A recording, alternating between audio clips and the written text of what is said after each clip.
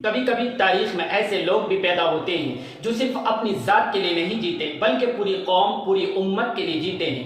ایسے لوگ جو اپنے وقت کے چیلنجز کا مقابلہ کرتے ہیں اور آنے والی نسلوں کے لیے راستہ کھول دیا کرتے ہیں۔ بر صغیر کی دینی اور ملی تاریخ میں ایک ایسا ہی نام ہے حضرت مولانا سید منت اللہ رحمانی۔ آج ہم بات کریں گے ایک ایسی ہی شخصیت کی جس نے تعلیم پائی تو بڑے علماء سے، سیاست میں قدم رکھا تو نوجوانی میں ہی اسمبلی کے رکن بن گئے، روحانیت میں آگے بڑھے تو خانقاہ مونگیر کے سجادہ نشین ہوئے اور قیادت ملی تو امت کو ایک پلیٹ فارم پر جمع کر کے انڈین مسلمانوں کے آئینی قانون کا دفاع کیا۔ لیکن سوال یہ ہے کہ آخر وہ کون سی خصوصیات تھیں جنہوں نے مولانا منت اللہ رحمانی کو صرف بہار یا انڈیا نہیں بلکہ پوری ملت اسلامیہ کے لیے رہنما بنا دیا۔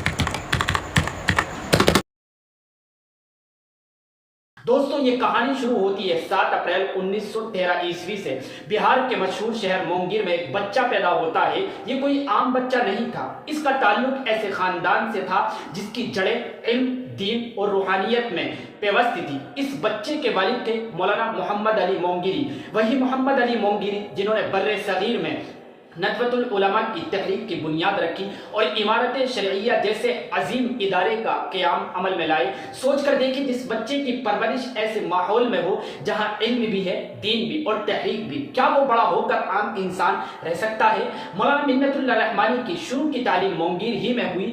قرآن، فارسی اور عربی کی بنیادی کتابیں مضبوطی سے آپ نے وہیں پڑھی، لیکن یہ بچہ کچھ الگ تھا۔ اس کی آنکھوں میں آگ تھی، یہ علم کے پیچھے بھاگتا تھا۔ اسی جستجو نے اسے حیدرآباد پہنچا دیا۔ وہاں انہوں نے مولانا عبداللطیف رحمانی سے عربی، نحو اور منطق جیسی کتابیں پڑھی۔ پھر وہ لکھنؤ گئے، دارالعلوم ندوۃ العلماء میں ایڈمیشن لیا، 4 سال وہاں تعلیم حاصل کی۔ لیکن کہانی یہاں ختم نہیں ہوتی ہے۔ 1349 ہجری میں وہ پہنچے مشہور ام المدارس دارالعلوم دیوبند۔ جی ہاں، وہی دیوبند جہاں بر صغیر کے سب سے بڑے علماء موجود تھے۔ وہاں آپ نے حضرت شیخ الاسلام مولانا حسین احمد مدنی جیسے اکابر کی شاگردی اختیار کی۔ صحیح بخاری انہی سے پڑھی۔ دوستو سوچئے، ایک نوجوان جو مولانا حسین احمد مدنی جیسی عظیم شخصیت کا شاگرد ہو، اس کے سامنے فیوچر کے کتنے دروازے کھل سکتے ہیں۔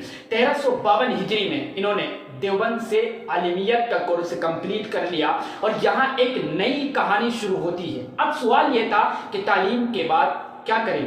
زیادہ تر علماء پڑھانے یا بعض و خطابت کا راستہ اپناتے تھے، لیکن مولانا منت اللہ رحمانی نے یہ سوچا کہ مسلمانوں کے مسائل صرف مدرسے یا مسجد تک محدود نہیں ہیں، ان کے سامنے سماجی، سیاسی اور معاشی مسائل کا بھی سامنا ہے۔ اسی سوچ کے ساتھ انہوں نے عملی سیاست میں قدم رکھ دیا۔ 1935 عیسوی میں مولانا ابو المحاسن محمد سجاد صاحب نے بہار میں مسلم انڈیپینڈنٹ پارٹی بنائی۔ دوستو، اس کے سیکریٹری کون بنے؟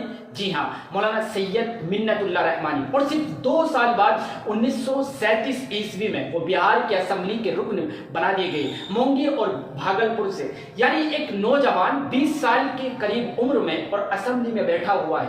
آپ سوچ سکتے ہیں یہ کیسا اعتماد اور بصیرت کا مظاہرہ تھا۔ لیکن سیاست ان کی منزل اور مقصود نہیں تھا، یہ تو بس ایک تجربہ تھا، ایک میدان تھا جس نے ان کی تنظیمی صلاحیتوں کو اور بھی زیادہ نکھارا۔ 1361 ہجری میں وہ خانقاہ رحمانی مونگیر کے سجادہ نشین بنے۔ خانقاہ کا مطلب صرف خانقاہی رسومات نہیں تھا، یہ ایک مرکز تھا، علم کا، تربیت کا، اصلاح کا۔ انہوں نے خانقاہ کو سماجی اور تعلیمی خدمات کا مرکز بنا دیا۔ 1945 عیسوی میں جامعہ رحمانی کو دوبارہ زندہ کیا۔ ان کی قیادت میں یہ مدرسہ بہار کا ایک معتبر ادارہ بن گیا۔ پھر 1955 عیسوی میں دارالعلوم دیوبند کی مجلس شورا کے رکن بنا دیے گئے اور آخر دم تک اس شورا کے رکن بھی رہے ہیں۔ اب آتے ہیں ان کی زندگی کے سب سے بڑے اور تاریخی کارنامے پر۔ 1972 عیسوی انڈیا ہے اور انڈیا کے مسلمانوں کے آئینی قوانین پر خطرہ منڈلا رہا تھا۔ سوال یہ تھا کہ مسلمان اپنے نکاح، طلاق، وراثت جیسے معاملات شریعت کے مطابق طے کر سکیں گے یا نہیں؟ یہ ایک وجودی مسئلہ بن چکا تھا۔ ایسے وقت میں انڈیا بھر کے علماء اور رہنما جمع ہوئے اور ایک مشترکہ پلیٹ فارم کی ضرورت تھی، یعنی جہاں سب لوگ اکٹھا ہوں، اور اس طرح وجود میں آیا آل انڈیا مسلم پرسنل لا بورڈ۔ دوستو، اب سوال یہ تھا کہ اس کی قیادت کرے گا کون؟ اتنے الگ الگ مسلک والے، اتنی الگ الگ سوچوں والے، دیوبندی، بریلوی، اہل حدیث، شیعہ، تمام فرقے کے لوگ اکٹھا تھے۔ سب ایک پلیٹ فارم پر تھے، ایسے ماحول میں اعتماد کس پر کیا گیا؟ وہ شخصیت جس پر سب کو بھروسہ تھا وہ تھے سید مولانا منت اللہ رحمانی صاحب۔ انہیں بورڈ کا پہلا جنرل سیکریٹری بنا دیا گیا۔ یہ ان کے اعتدال، بصیرت اور قیادت کا ثبوت تھا۔ سالہ سال انہوں نے اس بورڈ کو مضبوط بنیادوں پر کھڑا کیا، عدالتوں میں دلائل دیے، حکومت سے بات چیت کی اور امت کو ایک جگہ اکٹھا کر دیا۔ سوچئے اگر اس وقت یہ بورڈ نہ بنتا تو آج انڈین مسلمانوں کی حالت کیا ہوتی؟ ان کی قیادت کا ایک اور بڑا میدان تھا امارت شرعیہ بہار، اڑیسہ، جھارکھنڈ۔ یہ ادارہ انہی کے والد نے بنایا تھا، اور جب مولانا سید منت اللہ رحمانی امیر شریعت بنے تو انہوں نے اسے نئی وسعت بخشی۔ ان کے دور میں شرعی عدالتیں مضبوط ہوئی، معاشرتی اصلاحی پروگرام شروع ہوئے، جہیز اور فضول خرچی کے خلاف ایک لمبی